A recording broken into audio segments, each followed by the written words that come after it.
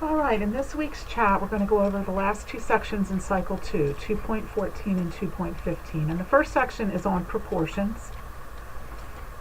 And notice that this proportion is true, so 2/3 equals 8 over 12. In the equation, 2 and 12 are diagonally across from each other, as are 3 and 8. And in order to solve a proportion, we can do what are called cross products, and most students know this as a cross multiply. So if you want to solve a proportion, you can cross multiply. So 2 times 12 must equal 3 times 8, and those are called the cross products. So in proportions, the cross products are equal, and again, we can use this to solve the proportion. So we find the cross products, that is cross multiply, and then solve the resulting equation. So for instance, if we wanted to solve this proportion here, we're going to cross multiply. So 17x equals 12 times 8. Simplify on the right side, divide by 17, and we come up with x equals about 5.6 in this case. Okay, let's try a couple of other ones here. So here is a proportion. We're going to cross multiply first, get the cross products. We're going to distribute on both sides. We're going to add 3x to both sides, and then we're going to subtract 5 from both sides, and then finally divide by 8, and we come up with x equals -1/4. And this is from your book, How It Works. You might want to take a look at that on solving proportions, on how to write and solve them. Here's another example. Again, we're going to cross multiply, so we get 6a equals 9 times a minus 3. Distribute on the right side. Subtract 9a from both sides. So we come up with negative 3a equals -27. Divide both sides by -3, and we get a equals 9. And remember, you can always go back and check in the original equation, in the original proportion, that your answer makes a true statement. And now the last section in Cycle 2 is the Pythagorean Theorem. And here's what the Pythagorean Theorem tells us. If we have a right triangle, that's a triangle with a 90-degree angle, there's a special relationship between the lengths of the sides and the hypotenuse. So the leg squared plus the leg squared equals the hypotenuse squared, and that's called the Pythagorean Theorem. It's an example of a quadratic equation, and here's an example on how to solve one. So if we have a right triangle whose legs have lengths of 3 and 4, then we do 3 squared plus 4 squared gives us 25, and that's equal to the hypotenuse squared. In this case, the hypotenuse length would be 5. And again, here's a block from your book on how to solve, how to work with the Pythagorean Theorem.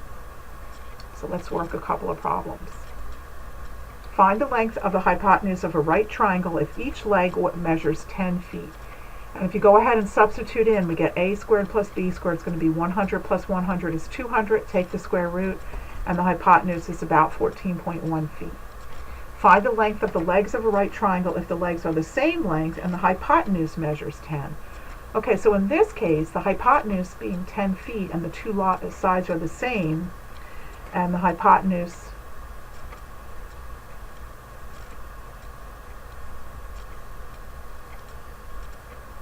so we're going to come out with about 7.1 feet. A Pythagorean triple are 3 whole numbers that satisfy the Pythagorean theorem, and it's known as a Pythagorean triple. For instance, 3, 4, and 5. So use the Pythagorean theorem to complete each of the following triples. So we know 3, 4, and 5 is correct. And notice on the second one we have 6, 8, and 10. How did we get here? From the first triple we multiplied by 2. 9, 12, and 15. Here we multiplied the first triple by 3. We take the first triple and multiply by 10, and we get 30, 40, and 50. We take the third, there's different arrangements here you can go through and figure out what's going on. Multiply by, looks like 24, and so forth. So what relationship did you see between the first and the second? Remember, we were doubling there, and between the first and the third they were tripling. So if 5, 12, and 13 is a triple, name 2 additional triples related to it. So one possibility would be to multiply by 2. So we get 10, 20, and 26. Multiply by 20. So we get 100, 240, and 260. Lots of possibilities. Complete the following Pythagorean triples. So in order to find these, remember, we're going to use the Pythagorean theorem. So we would take 8 squared plus 15 squared. 64 plus 15 squared is get my trusty calculator out. So that's 64 plus 15 squared is 225.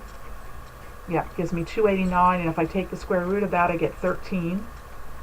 I'm sorry, 17. 289 square root is 17, and then 14 squared is 196 plus 48 squared gives me 2500, and if I take the square root of that, I get 50. A home builder is trying to square the corners of a property. A string is secured 7 inches out from the corner on one side and 2 feet out on the other side as shown in the diagram.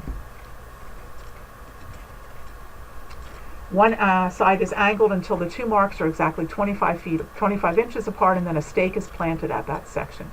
Do these measurements guarantee a square corner? What other measurements the builders could, what are some other measurements the builders could use that might be more convenient? All right, so first of all, we need to convert. They're not in the same unit, so we have to convert the 12 feet to inches, so that's going to be 24 inches.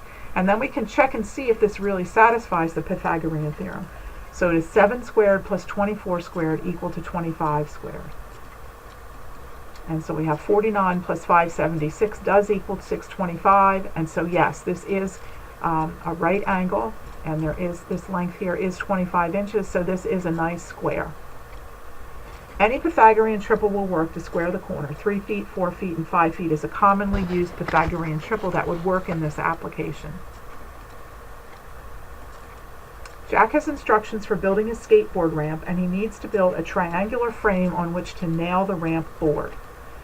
A 4-foot by 8-foot piece of plywood will serve as the ramp, and Jack wants the plywood oriented so the ramp is as long as possible.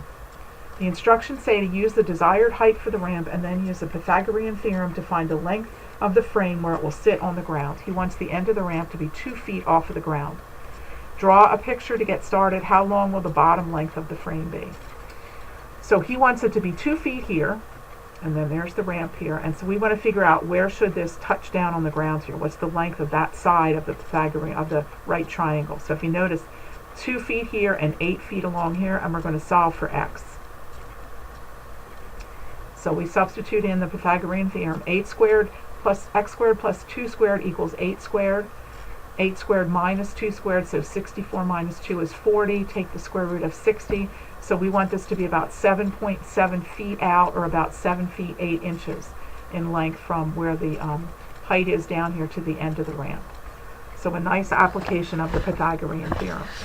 So this finishes up cycle 2. Don't forget there are concepts and applications, and also a vocabulary quiz that are due at the end of this cycle. Those will be due next Monday.